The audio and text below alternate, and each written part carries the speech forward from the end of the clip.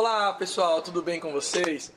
Hoje eu tô com um visitante ilustre aqui conhecendo o Nordeste mais uma vez, né? Reconhecendo, digamos assim, que é o meu parceiro e a maior referência em patologias, na minha opinião, aqui do país, meu amigo Matheus Leone. Cara, Valeu, Felipe. muito bom ter você aqui, você não tem noção. Eu que agradeço, cara. Eu ontem estava participando da palestra que ele deu, eu acho que o tema, não lembro o nome, é Descomplicando a... Como descomplicar a patologia das Exatamente. construções. Cara, simplesmente fantástica. Eu que não tenho afinidade com a área, porque eu acho muito termo técnico, eu não gosto muito desse termo, das coisas.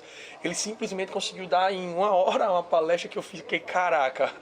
Cara, parabéns de verdade. Obrigado, de verdade. obrigado mesmo. E gostaria que você se apresentasse pro pessoal, fala um pouquinho aí sobre você, para quem não conhece ainda, que eu acho muito difícil o pessoal não conhecer, mas, por favor, faça as honras. Bom, para quem não me conhece, eu sou o Matheus Leone, eu resido em Brasília, tá? E lá eu sou sócio-diretor da Temporim Engenharia, que é uma empresa que basicamente a gente trabalha com laudos, né? E muito com a parte de patologia, então, tanto residencial quanto edificações comerciais. E sou professor também, sou professor em alguns cursos de pós-graduação e lá em Brasília sou professor em graduação também de engenharia civil. E a gente tem rodado um pouquinho o Brasil aí para tentar falar um pouquinho sobre patologia, né? Que é um tema que as pessoas consideram que é muito difícil, mas eu tento descomplicar isso de alguma maneira. Pessoal, o que é fantástico é justamente isso, a didática. Eu já tive várias aulas de patologia, até em MBA, que eu já fiz uma matéria específica. Só que, cara, eu fiquei, sério, de verdade, e simplesmente... Foi a primeira vez que eu vi patologia do jeito que eu queria ver. Do jeito que eu tento ensinar gestão. Simples, prática e eficiente. Não, é exatamente isso, porque não é uma matéria fácil, né? E se ela é ensinada da maneira que deve ser, não é fácil mesmo. Tem muita parte química, tá? E isso, às vezes, colocar isso na cabeça das pessoas não é fácil. Então tem que puxar da base, tem que dar exemplos, eu tento sempre fazer isso para descomplicar mesmo, porque senão fica aquela coisa, se eu trouxer a teoria bruta, sem tentar trazer alguma forma de esclarecer aquilo, realmente não dá muito certo. O entendimento fica complicado. Mas o que é que levou você para essa área da engenharia? O que é que fez, assim, te encher os olhos? Porque eu sempre fui apaixonado por obra. É aquela coisa que eu vi que era aquilo que eu queria. E o que é que foi que levou você para esse segmento, para o pessoal entender? Cara, então, na verdade, vou lá na minha graduação, né? Quando eu estava na graduação, eu não sabia o que eu queria fazer. Vamos colocar ali no 5º semestre e tal. Eu cheguei em Brasília, eu jogava vôlei, eu ganhei uma bolsa para fazer engenharia civil lá. Eu queria fazer engenharia civil, por isso que eu fui lá. Então, a bolsa foi quase que o time que eu arrumei lá, foi um pretexto para eu conseguir fazer o curso que eu queria fazer. E não sabia o que eu queria. Então eu cheguei ali em Brasília, não tinha parentes lá, não tinha ninguém que eu conhecesse que pudesse ser uma peixada para arrumar um estágio, alguma coisa assim. Então eu cheguei sozinho. Então eu tinha amigos. E você não é de Brasília? Não sou de Brasília, eu sou mineiro. Sou de uma cidade bem pequenininha de Minas Gerais que se chama Cássia. Fica no sul de Minas. Mas morei um tempo no estado de São Paulo também. E aí acabei chegando em Brasília, que eu nunca esperei morar em Brasília também. Aí eu tava ali no 5º, 6º semestre. Não tinha arrumado estágio até então, tentei arrumar alguns, não consegui. Aí quando foi do 6º pro 7º, apareceu uma oportunidade para fazer um intercâmbio e ir para Portugal.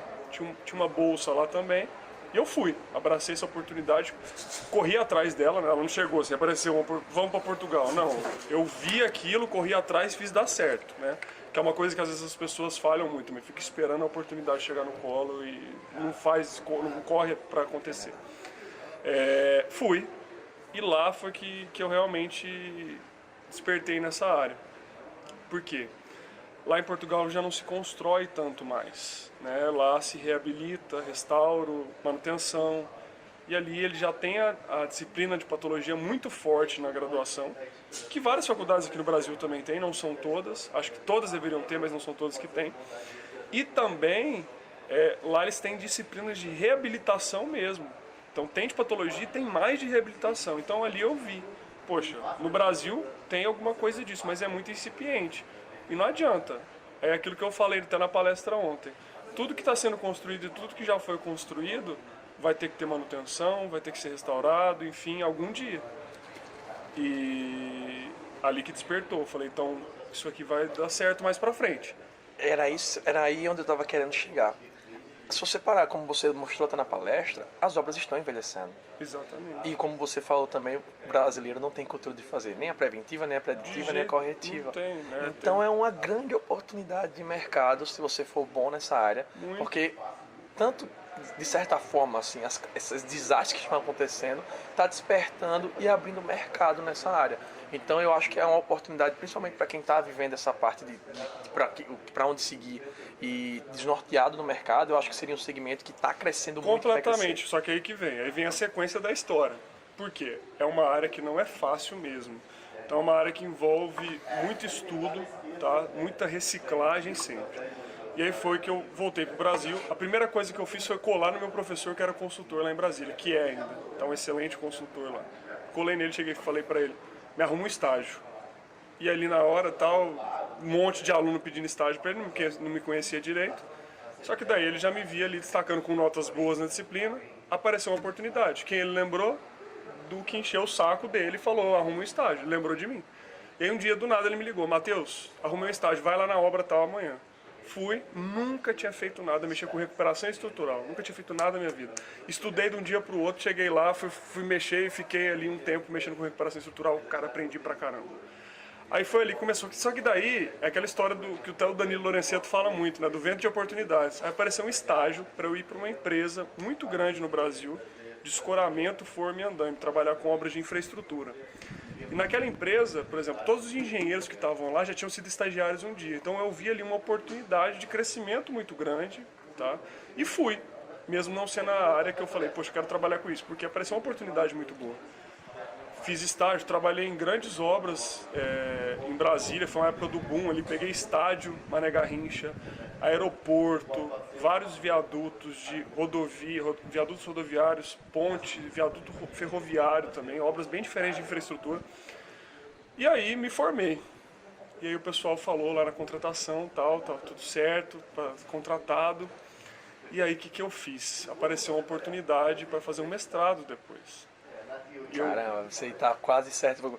Que dilema, né? Pois é, exatamente. Aí eu fiquei, meu Deus do céu, o que eu faço agora? Vou para um mestrado, e aí no mestrado, meu orientador colocou a condição que para estar lá eu tinha que estar de dedicação exclusiva. E eu estava ali empregado como engenheiro. O que eu fiz? Fui fazer o mestrado. Né? Porque aquela história era a área que eu queria trabalhar. É aquela coisa, às vezes não é o dinheiro, chega a um ponto Exato. que você tem que fazer o que e você gosta. E naquele momento, as obras estavam começando a entrar embaixo. E aí foi a melhor decisão que eu tomei. Eu ia dizer isso agora, talvez se você tivesse ficado, quem sabe como estaria. Cara, passou um mês, cerca de 1/3 do quadro da empresa foi cortado. Não sei se eu iria nessa leva. Passou 2 anos, metade da empresa. Passou alguns anos depois, a filial lá de Brasília fechou. Mas a empresa ainda existe, é uma empresa muito grande. Enfim, foi estratégia da empresa fechar algumas filiais, mas é uma empresa muito grande ainda. Enfim, mas foi uma escolha que eu fiz, não me arrependo de maneira alguma. Né? Então, aí, nesses 2 anos que eu fiz o mestrado, Felipe, eu engoli aquilo ali, sabe? Foi 2 anos de muita dedicação mesmo, focado, estudando patologia, aprendendo sobre isso. E aí depois, o trampolim, digamos assim, para eu começar a trabalhar, né, envolver, foi trabalhar um pouco com reforma. Trabalhei com reformas e ali começaram a aparecer a oportunidade de fazer um laudo, outro, etc. E foi aí que eu entrei na área e aí me consolidei no mercado hoje, lá de Brasília principalmente, que é o que a gente atua. Show demais. Então conseguiu realmente fazer o que acho que é o principal, cara, que é fazer o que gosta. Exato. Bicho, exato. Às vezes não importa o dinheiro, às vezes você ganha até menos, você se dá um jeito, mas você tá realizado, cara. Hoje eu até comento, a maioria das pessoas que a gente bate um papo no Engenharia com Cerveja geralmente são empreendedores. São pessoas que vivem do seu próprio negócio. E aí todo mundo pergunta. Não é fácil. Viver do próprio negócio no Brasil, cara, é muita coisa. É isso que eu falo. Tipo assim, parece que você tá nadando contra a maré todo dia. É só pá, mas é aquela história, cara. Eu vejo aí no Brasil que tem um país que tem muita oportunidade, tem muita coisa. O povo fala, vai para Portugal, não sei o quê. Cara, lá tem oportunidade, tem, mas eu vejo que aqui ainda tem mais oportunidade do que lá. Tá? Em termos de rentabilidade, eu acho que aqui dá para ganhar mais dinheiro do que lá ainda.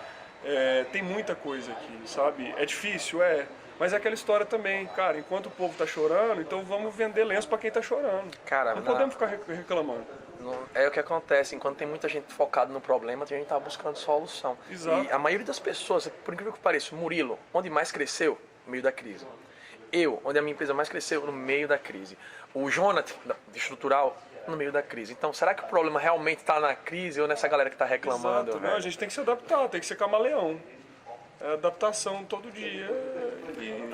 Eu nunca me vi dando aula, Matheus. Nunca passou na minha cabeça que eu ia dar não. aula. Cara, dar aula. Hoje, se você me perguntar se eu prefiro fazer uma obra, dar uma palestra, eu me realizo muito mais na palestra. Cara, eu juro pra você, assim, eu tenho essa sensação muito. Eu tô lá no meio da aula, eu tô falando com as pessoas, eu tô ali, tá trocando mesmo uma experiência com a pessoa, e me vem aquele negócio na cabeça, assim, falando, sabe, uma realização muito boa, de verdade, na hora da aula. A aula também é uma outra coisa, né, fora atividade técnica, que é uma vocação que eu descobri também, que eu não tinha.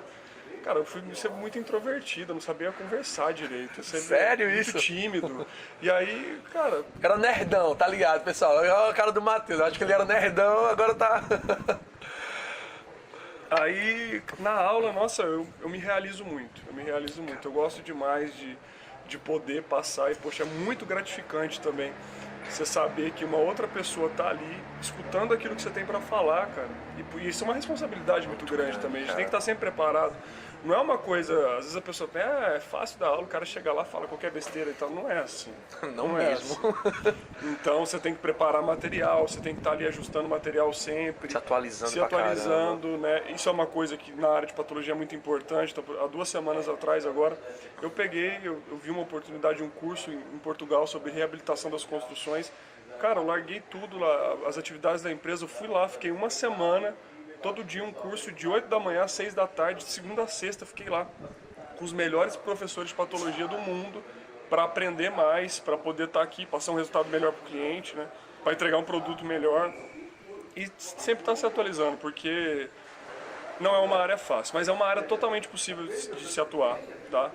Aí muita gente sempre pergunta, Matheus, o que eu faço para trabalhar nessa área? A primeira coisa que eu sempre recomendo mesmo é a pessoa fazer uma pós-graduação.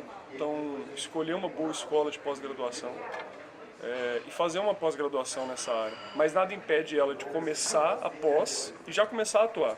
Por que eu coloco a pós? Porque hoje, infelizmente, no nosso país, a gente não pode colocar que a graduação ela dá uma base de patologia sólida. Então, na pós, ela vai ter matérias específicas. Então, ela vai pegar uma matéria patologia de alvenaria, patologia de revestimentos, patologia do concreto, entendeu? Patologia de fundações. Então ela vai pegar aquilo específico, é diferente. É diferente até na graduação, mesmo nas faculdades que eu dou aula, a gente dá aula de patologia, só que eu pego o quê? É uma aula de 4 horas para um sistema, outro para outro. É pouco, entendeu? Então assim, a graduação ela não dá essa base ainda, embora dê uma noção muito boa, mas essa base ainda não sai. E por isso que tem que estudar. Eu leio muito. Eu vim para essa viagem agora, tem 3 livros lá na minha mochila. Não é livro de autoajuda, não é livro de empreendedorismo, que eu também às vezes leio. Um é sobre corrosão, corrosão de armaduras. Inclusive, livro muito bom, tá? Degradação de estruturas de concreto, professor Daniel Veras Ribeiro, lá da Federal da Bahia. Esse livro é fantástico, o pessoal sempre pede indicação de livro. E um outro de patologia do concreto também. Então, estou sempre lendo. Eu estou vendo que muita gente está indo para a área, muito estudante está se apaixonando por essa área de patologia. Eu estou vendo que estão vendo a oportunidade, eles estão enxergando isso e estão começando a seguir. E uma das coisas que eu concilio a isso é ver pessoas como a gente, como você na área, na verdade, na internet. Querendo ou não, é o que você falou, os caras agora têm alguém como referência, que eu não conheço, pode até ter, tá, pessoal? Eu não conheço ninguém que mexa com patologias de engenharia, que mostra conteúdo diário. Então é isso que é uma questão também, né? Eu comecei o perfil despretensiosamente, total, né? Eu brinquei, foi em maio do ano passado, mais ou menos, que eu comecei. Eu falei para meus alunos, gente, eu tenho um perfil pessoal lá, vou fazer o seguinte agora, vou começar a postar as coisas que eu faço para vocês como uma forma de revisão de aula. Eu fiz isso. Apaguei todas as minhas fotos pessoais e comecei a postar as coisas que eu fazia. Fazia stories do dia que eu trabalhava, o que eu estava fazendo ali e tal, comecei. Cara, e chegou numa proporção que eu não esperava de jeito nenhum. Então, assim, eu nunca comprei seguidor, esse tipo de coisa. E, poxa, pra mim, pelo menos 20 mil seguidores honestos, sem fazer nada ali, é um número gratificante. E eu não esperava. Você imaginar que 20 mil pessoas estão lá esperando pra ver o que é que tu tá fazendo. A minha cidade, poxa, Cássia, tem 20 mil habitantes. Minha cidade tem 23. 20 mil habitantes. A minha pô, também. do tamanho da minha cidade, é uma coisa muito louca isso. É muito. Hoje a internet ela abriu uma possibilidade. Cara, eu juro, Matheus, eu nunca imaginei, cara. Eu nunca imaginei. Eu venho de família, tipo, como eu falei, sou do interior, eu venho de família carente. E de repente você vê um negócio acontecendo. Cara, eu nunca tinha viajado de avião na minha vida. E de repente você, em um ano, viajar quase o país inteiro. Eu fiz, cara. Ué, até esse ano eu não conhecia o Nordeste. Agora, até o meio do ano, eu já fui acho que em 5 estados do Nordeste. É muito louco isso, cara. As oportunidades que dão. E o cara, muita gente pergunta, mas, por exemplo, quando eu tô viajando, curso dá dinheiro, eu digo, cara, às vezes não é o dinheiro do curso. É uma oportunidade de você monetizar, tudo bem. Mas o que vem depois do curso, Não, as indicações, os serviços, as consultorias. Muito. A questão também do conhecimento que você falou, né, de não tem muita referência em patologia no Brasil, tá? E assim como em todas as outras áreas. Mas o que eu vejo hoje? Hoje a maioria das pessoas, até por falta de tempo, né? Isso pra gente não é fácil isso também. Tá ali, diante da atividade que a gente está fazendo, aí ou parar, gravar alguma coisa para compartilhar com alguém aquilo. E ainda por quê? Não basta só compartilhar. Quando a gente está ali trabalhando, que a gente grava alguma coisa, a gente tem que gravar aquilo para a pessoa compreender, então tem que explicar a fundo. Não é simplesmente parar, deixa eu gravar qualquer coisa aqui e postar. Né? E as pessoas hoje, no geral, não têm muita paciência de fazer isso, ou não têm muito tempo, ou não querem fazer, enfim, tem vários motivos. E compartilhar conhecimento, além de ser muito gratificante, você sabe que está ajudando outra pessoa de alguma forma, né? Você realiza. Cara, não tem explicação, cara. E assim, sem esperar nada em troca, a gente está ali trocando informação com a pessoa, passando alguma coisa para ela. Né? Qual dica você daria? Porque é o seguinte, você me falou que daria uma dica bacana que seria começar uma pós-graduação. Mas como é que funciona a captação de cliente nesse segmento? Eu não conheço, de verdade, pessoal, não conheço.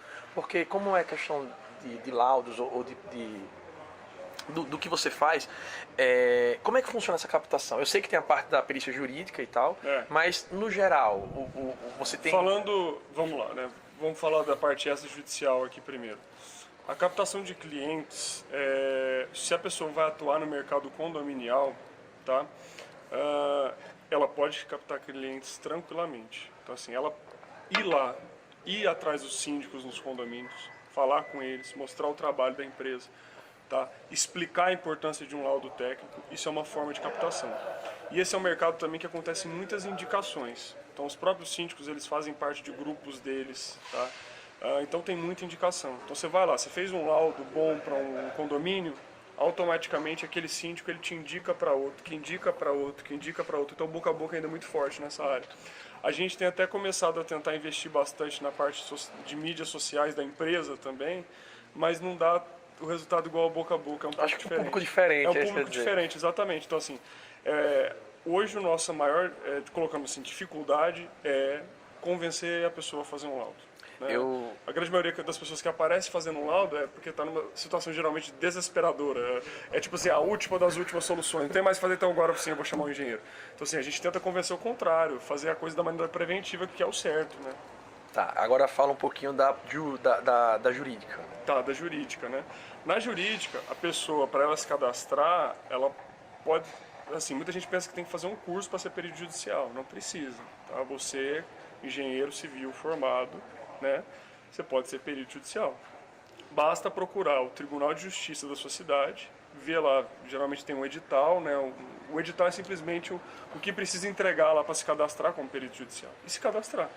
Tá? E ali você o juiz ele te nomeia para perícia judicial, né? E aí, assim, a questão é que a pessoa ela só tem que entender dos prazos legais, como é que funciona, né? Porque tem os prazos, tem os documentos oficiais que tem que ser feitos, né? Mas a maneira de cobrar é muito parecida com é a mesma maneira que a gente faz para cobrar no mercado extrajudicial também, porque hoje, né, o IBAP, que é o Instituto Brasileiro de Avaliações e Perícias, ele divulga periodicamente uma tabela de honorários. Então ali, por meio dessa tabela, a gente tem um valor da nossa hora técnica, que a gente estima a quantidade de horas técnicas que a gente vai gastar naquele serviço e faz ali a nossa quanto que a gente vai cobrar naquilo. Então, é da mesma forma, seja no mercado judicial ou no mercado judicial. A gente estima baseado em horas técnicas, né?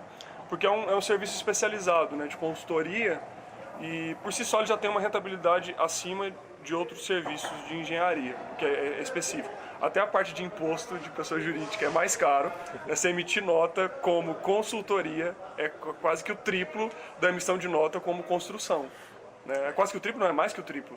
Então, ganha-se mais, mas paga-se mais imposto também, tem umas coisas assim. Mas, enfim, é compensador. Você acha que vale... Eu acredito que sim, acho que deve fazer isso. Vale a pena quem está querendo investir nessa área, fazer uma reunião com síndicos, mostrar conteúdo. Você está lá sem vender nada, você está dando informação para fazer essas pessoas lembrarem de você quando elas precisarem. Exatamente. Ou talvez você conseguir conscientizar até mesmo que elas precisam, mesmo sem ela estar naquele prazo de urgência, e sim para prevenir, como o Matheus falou. Eu acho que é uma boa... Exato. Então essa é uma boa estratégia, tá? A pessoa prospectar cliente dessa maneira, talvez tentar organizar ali um evento, alguma coisa, reunir síndicos, entendeu? Fazer uma palestra explicando a importância da manutenção, né? Quais são os problemas mais comuns das edificações. O que acontece? As pessoas hoje elas batem o olho, né? Por exemplo, a gente está aqui no hotel, você olha, eu já vejo um monte de probleminha aqui, mas as pessoas batem o olho e falam, não tem nada, não preciso fazer nada aqui, não preciso contratar uma inspeção periódica, pagar lá um valor X para uma pessoa para olhar um lugar que não tem problema. Mas na verdade tem problema, é que ela não tem o olho clínico, ela não é especialista na área para olhar. E aí, essa que é a questão. A pessoa ela tem um problema pequenininho, ela vai no médico para tratar a saúde dela. Só que quando ela tem um problema no edifício dela, ela não quer chamar o engenheiro. Ela quer chamar o conhecido dela lá, que vai cobrar mais barato, mas que não vai resolver o problema dela. Aí no último caso, quando ela está lá desesperada, ela vai chamar a gente, né? Então, hoje a nossa maior luta é essa, conscientização. E graças a Deus, Felipe, a gente tem conseguido, sabe, atuar de maneira preventiva, conscientizar mesmo os condomínios a fazerem laudo de inspeção periódica e, com isso, ter a nossa renda também, né, poder trabalhar. E outra coisa que ajuda ainda mais várias pessoas a trabalharem. Várias cidades, aí pesquisa a sua cidade, aí, muitas cidades já têm legislação colocando a obrigatoriedade de inspeção periódica. Então, já tá escrito, tá na lei. Brasília não tem. Falam que vai sair, mas ainda não saiu. Então, se tá na lei, as pessoas acabam fazendo por obrigação, né? Então tem que fazer. Não tem o mercado, né? Então, é aquela história, igual, se tem uma norma que sai falando que tem que fazer algo também, tem que passar a fazer. Se a pessoa não fazia, tem que passar a fazer. E é isso. Então, tem mercado, tem muito mercado para todo mundo. Então, é outra coisa que as pessoas também colocam. Pô, Matheus, mas você divulga a sua área, você não tem medo de perder mercado? Cara, não tem mercado para todo mundo, poxa. Todo mundo. Tem mercado para todo mundo, então por que eu vou ter medo de divulgar a nossa área e vai ter muita gente, o mercado vai ficar aquecido? Não, não é assim. Por que eu falei, Matheus, sobre essa questão da palestra? Eu trabalho com obra pública no interior. E eu, por estar nesse interior, eu tenho acesso praticamente todo ao RH. Por parceria e tal, eu procurei saber a média de salarial que tem os professores, que eu sei que é uma renda certa, para fazer o quê? Construir casas para vender. E fui dar uma palestra sobre empreendedorismo para os professores ensinarem os alunos, e lá eu consegui vender o meu peixe. Ó, pessoal, Paraná, eu construo casa, dei conteúdo pra caramba, mostrei a minha empresa. E no final eu disse o seguinte, cara, vocês acham que é caro? Pô, se você paga um aluguel de R$700, R$800, ganha até R$1.800, olha o padrão de casa que a gente consegue fazer com entrada zero. Cara, tu tem noção de quanto vem? E são coisas que as pessoas têm o conhecimento técnico, muita gente tem, mas não consegue captar o cliente. Exato, isso aí tem que ter. O cara tem que saber vender o peixe dele, tem que saber. Isso aí, geralmente você não vai aprender na faculdade, então tem que correr atrás por fora. Não adianta nada a gente estudar lá, pegar a parte técnica toda e depois não saber vender o peixe. Pra mim era uma disciplina que também tinha que ser obrigatório, eu acredito. Até tem, sabe? Na minha faculdade teve empreendedorismo, mas é aquela coisa assim, muito superficial. Sabe, uma coisa que não te dá uma base para falar, pra saber vender, para saber colocar as coisas. Quando você bota o nome empreendedorismo, o aluno já faz eca. Exatamente. O cara tem que saber como ganhar o dinheiro com isso, como vender teu serviço. Tem que ser um empreendedorismo é o processo, vende o negócio, Para mim, todos os cursos de graduação no Brasil tinha que ter, principalmente esse que a engenharia civil, medicina, odonto, que são coisas que geralmente a pessoa pode montar o próprio negócio, o próprio consultório, etc. Cara, o cara tem que saber vender o peixe dele. Senão, eu digo direto, não adianta você ser o melhor profissional para estar sentado em casa. Porque você tem que pagar suas contas, você tem que ter dinheiro, pessoal. Não é que você vai visar só o dinheiro, não. Mas um livro que nunca foi aberto, ou um profissional que nunca foi contratado, não está realizando nada. Eu esqueci agora o que eu ia perguntar. Veio coisa na cabeça aqui. Uma das coisas também que ajuda pra caramba na hora da gente fazer serviço em casa, porque assim, lá nos interiores que eu trabalho, obra em Maceió, Felipe, se você procurar obra em Maceió da AZ, não tem. É uma reforma de trocar um piso, coisa desse tipo. Porque a maioria das obras da gente são serviços de interior. Eu não trabalho com serviço grande, num prédio, não. Aí esse mercado não é o que me atinge. O mercado que eu procuro é aquele mercado do cara que consegue pagar uma casa de 600, 700 reais, porque é aquele cara que quer sair do aluguel. Então, ele sempre vai ter demanda, sempre vai ter Cara, tem muito mercado. Tem mercado para obra grande, para obra pequena, para obra média. Tem mercado. Tem mercado para reforma. Tem reforma grande, tem reforma pequena. Tem área pública, área privada. Tem muita oportunidade. E uma das coisas que eu vejo que ajuda pra gente pegar serviço também é justamente as manifestações patológicas. Aí o cara me perguntou em Natal, um estudante chamado Felipe, que é de Parnamirim, se eu não me engano. Ele levantou a mão, mas professor, o senhor fala assim, mas porque o senhor é da capital, é muito difícil você tentar vender serviço no interior. Eu digo, você que engana, eu não tenho obra na capital. Você vai pro interior, você tá na capital, vai pro interior. Cara, você é simples, o cara não quer te contratar porque ele prefere fazer com outra pessoa que não tem capacidade técnica, ou que não tem especialização, o que quer que seja. É simples. O que mais a gente tem lá, pelo menos lá, acho que no Brasil inteiro, acho que na sua região também, um método de alvenaria, reboco estourando. Infiltração, percolaridade. Exato. Cara, é pegar essas dores, esses problemas e mostrar isso como que você é a solução. Tá, ele é até mais barato, mas você já fez uma análise de custo? Quanto tu vai gastar mais daqui a 2 anos? Exatamente. E é triste, sabe, você ver isso. Eu peguei um caso agora essa semana, por exemplo, de uma casa médio alto padrão, assim, num condomínio. 3 casas, uma do lado da outra. Foram feitas pelo mesmo construtor. As 3 apresentam os mesmos problemas. E aí você vê ali, poxa, uma família que colocou, sabe, todas as economias dela para chegar num lugar que o cara vai querer ter paz no final do dia e o cara tá passando só raiva agora, porque a casa dele tá cheia de problema. E aí ele chamou a gente lá, fomos ver alguns problemas que ele tem e, poxa, isso é muito triste, sabe, você vê a pessoa... Mexe com Exato, a saúde da pessoa. E mexe muito, sabe? A pessoa, problema de saúde, criança com casa com infiltração, tem problema respiratório. A criança é a primeira a sentir. Você tem uma casa que tem infiltração, que tem muita umidade, cara, a criança sente na hora. Aí tem um filho lá com rinite, sinusite da vida, por conta de um problema construtivo que tem na casa dele, cara. Isso é triste de ver. É demais. Cara, é incrível. Esse tipo de infiltração que eu vejo, cara, todo canto que eu vou, você encontra esse problema. Eu acho que, pra mim, que não sou da área, é o que eu mais vejo e é o que eu mais vendo meu peixe. Digo, ó, é só você olhar na vizinhança e, principalmente, transtorno e o dinheiro que tu vai gastar pra refazer. É melhor pagar um pouco mais caro, mas tu ter sossego, cara. Fazer direito, né? Refazer é tão ruim, cara. Nossa, esse é o problema mais chato de corrigir. Poxa, meu Deus do céu, meu Deus. Quando eu paro pra pensar nas coisas... E já errei pra caramba. Óbvio, ninguém... Não, a gente erra pra caramba, E sobre estágio, Matheus, o que é que você poderia dar de dica ao pessoal? Na minha opinião, eu acho que o estágio, cara, o meu estágio pra mim foi muito, muito mais que uma faculdade, que eu tive a oportunidade de aprender com um cara que... Muito. O cara que me ensinou tudo, ele era... Pô, o cara é o cara. Então eu aprendi com um cara que era sensacional, meu amigo Atila, um abraço inclusive. Eu vi a foto desse cara aqui como estagiário, pai amado, era só a capa do Batman. Era ele, cara. O meu apelido era Gato a Jato na coisa, porque o pessoal dizia que eu só ia pra um lado e pro outro. Mas eu sofria. Ele voltava, Matheus, ele me maltratava de um jeito que ele dizia. E tipo, tinha outros estagiários lá e ele me deixou à frente e disse...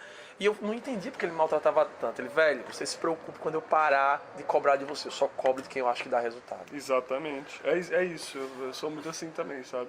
Se eu vejo que a pessoa não vai, eu tento algumas vezes, eu já paro de cobrar, porque a questão do estágio é muito importante. Pra mim também o estágio foi muito importante. Igual eu falei, como é que eu fiz? Eu colei nesse professor lá meu e pedi pra ele, né? Enfim, porque veio na cabeça dele ali a hora que eu chamei ele, apareceu a oportunidade, ele me lembrou de mim. Mas às vezes a gente não consegue arrumar estágio para todo mundo também. Eu tento ao máximo, os meus alunos também, sempre que aparece alguma oportunidade, eu indico um aluno que eu sei que se destaca. Aí, cara, isso acontece muito. O cara, ele vem para você e fala assim, Matheus, me arruma um estágio. Bicho, nem na sua matéria ele vai bem, pô. Aí me complicado. fala um negócio desse. O cara, ele é literalmente vagabundo lá na matéria, não faz nada, não estuda, não se esforça. Aí chega para você e fala... Matheus, arruma um estágio. Não tem cabimento eu pegar uma pessoa que eu sei que é um bom aluno, um cara que tá ali, que corre atrás, e uma pessoa que não faz não se esforça. Eu não tô falando nem em termos de tirar a nota, não. Eu tô falando em termos de esforço, porque a gente percebe, pô, quando o cara às vezes ele não tira nota boa, mas ele é um cara esforçado. Ele é um cara desenrolado e tal. Então, não tem jeito, poxa. Então, assim, a primeira coisa que eu recomendo é... Eu já ouvi você falando isso também. Cara, bate de porta em porta, vai na obra. Ah, Matheus, eu já fiz isso, eu já fui em 1000, vai em 2000 então. Uma hora você vai achar, uma hora essa porta vai abrir, poxa, não tem essa. Uma hora a porta abre. Então, assim, tem estágio, sim. É aquela, não, mas eu quero um remunerado, porque, cara, vamos começar de baixo. Então, se já não está aparecendo remunerado, fala que você vai estar ali para aprender, nem que seja acompanha, tem um vizinho seu fazendo uma obra, pede para acompanhar, para ficar olhando a obra ali, para acompanhar a execução. Aí dali você já fala que já tem uma experiência, você de fato tem, já arruma um estágio melhor, é assim que vai. Então a pessoa, ela quer... Eu vejo muita gente escolher também... o estágio, não, que já aconteceu. Eu já indiquei uma pessoa pro estágio, ela morava do outro lado da cidade, aí falou pra mim, não, é muito longe. Ah, cara, o que é isso? Ele não tem noção do preço. Cara, você tem... Eu vou dizer uma coisa, aprender... Errar custa dinheiro. Você errar enquanto você está tendo a oportunidade de estagiar é a melhor coisa do mundo. Não está te custando dinheiro, nem tem responsabilidade técnica. Você, sendo profissional contratado, você errar, você já tem que ter o CREA no meio. Agora, quando você começa a errar com a tua empresa, envolve teu dinheiro, porque enquanto você só é o funcionário, já não mexe no teu bolso, de certa forma. Então, o estágio é a melhor forma de você aprender com os erros dos outros, porque você também vai ver erro pra caramba. Exato, sim. Tentar melhorar. Aí o pessoal ainda quer pegar um estágio e quer escolher, cara. Ah, porque não dá remunerado. Espera tu se formar, chegar no 10º período e olhar pra trás e ver o que é que eu sei fazer. Aí você vai ver o que é que importa do estágio. Aí para a pessoa arrumar um estágio no 10º período também é mais difícil. Por quê? Até o remunerado, enfim, o remunerado em si não vai arrumar, porque a empresa ela vai bater o olho e vai falar, poxa, o cara ele tá no 10º período, ele vai se formar. Porque geralmente quando eu, por exemplo, quando eu vou para um estagiário, que eu vou optar por contratar um novo estagiário, eu tento pegar alguém ali que está no 6º, 7º semestre, porque eu tenho que ensinar ele o processo, aí ele vai pegar a manha, ele vai botar para rodar aquilo sozinho. Aí se a pessoa está no 10º, ela não tem esse tempo mais, a não ser que depois ela abra a mão de um tempo da carreira dela para estar ali no aprendizado. Não estou falando que não pode fazer isso, pode fazer isso. Que ainda é um risco, que você, de repente, o cara vai dizer que vai ficar como estágio de um jeito e depois colocar a pessoa na justiça. Exatamente, tem você, isso. Você como empregador, eu não faria, você dá medo. Exatamente. Mas assim, não é uma coisa, às vezes tem gente que está nessa situação, hoje chegou no 10º, ainda tá tarde, cara, infelizmente tá tarde, mas ainda tem jeito. Sabe, a pessoa ela pode buscar uma experiência, tá, sem algum vínculo, mas pode tentar buscar, enfim, tem jeito, né? Dá pra correr atrás. Tá tarde, mas enfim, a pessoa tá viva ainda, ela pode fazer alguma coisa, pô, não é essa não, né? É verdade. E outra coisa que eu falo em relação ao estágio é que muita das coisas, o cara vai lá, te manda um currículo pra você avaliar. Aí você pega o currículo do cara, tá lá em cima. Estudante de engenharia, 5º período. Só. Gente, não é por nada. Não é porque você tem que... Você não precisa fazer um curso e ser o melhor do curso, não. Mas eu particularmente, quando eu olho o currículo, que eu vejo alguns cursos, pra mim, às vezes não importa saber nem se ele sabe aquilo, mas o cara teve a proatividade de ir atrás. Exato. E a maior característica que a gente procura no profissional hoje é um cara proativo. Eu tive um engenheiro agora, na empresa, não sei nem se podia... Eu não vou dizer, vai que o cara veja isso aqui, vou cortar. Mas eu conheço... Porque esse cara foi muito filho da puta comigo. O cara me deu vários prejuízos, velho. Matheus, eu passei um tempo viajando e deixei a empresa na mão dele. Não, fala então não, pô. Não vou falar. Deixa quieto. Do assunto. O profissional, pessoal, que a gente busca, às vezes não é um profissional que tenha toda a qualidade técnica do mundo. A gente quer alguém que esteja disposto a resolver problema. Aquele cara que vista a camisa da empresa e que, se tiver alguma coisa pra fazer, ele rale atrás, cara. Ele pergunta. E outra, ele pode até errar, mas você viu que ele tem tudo pra fazer e da próxima ele não vai errar. Exatamente. Mas tem que ter proatividade, cara. Tem, é isso que eu mais falo, proatividade. É aquela história, é melhor você tomar porrada na cabeça porque tá fazendo demais do que tomar porrada porque tá fazendo de menos. Geralmente o cara que tá fazendo de menos, ele não vai tomar porrada, porque ele vai ser meio que deixado de lado às vezes. Porque eu, pelo menos, se eu vejo que o cara tá fazendo demais, eu tento sempre incentivar ele, igual você falou. Você só cobra de quem você sabe que vai dar resultado. Eu pego no pé do Lucas. Exato. Cara. Então assim, a proatividade é uma coisa que pode ser desenvolvida? Pode demais. Não é uma coisa que a pessoa fala, nasce, eu sou proativo. Não, ela pode desenvolver isso, poxa. No começo, às vezes ela fica com vergonha ali, mas, cara, passa por cima da vergonha e começa a fazer as coisas sem ser pedido. Então, é tipo assim, tá ali na obra, você vê uma coisa que o fluxo não está funcionando muito bem, deixa eu pensar em alguma coisa aqui para melhorar esse fluxo. Será que se eu fizer uma planilha para o meu chefe com relação a esse serviço aqui que ele está fazendo, que está mecânico, é uma coisa mecânica, às vezes ele tem que ficar digitando, se eu fizer uma planilha e deixar isso pronto para ele, será que não vai melhorar a vida dele? Poxa, tira um tempo lá, às vezes no final de semana, desenvolve aquilo ali, chega pro cara. Na hora que o cara bater o olho naquilo ali, se melhorar a vida dele, poxa, sabe? E outra coisa, pessoal, sempre entregar a mais, né? Sempre mais. superar as expectativas. Fazer o que todo mundo faz. Se a pessoa te pede X, meu filho, não entrega 2x, não, é X ao quadrado. Pô, eu gostei dessa, essa foi boa, viu? X ao quadrado. Outra coisa que eu percebi, eu até falei ontem, foi antes da sua palestra, quando eu estava lá no evento, o Antônio me chamou, foi lá. Cara, um evento como esse, a gente tá num congresso.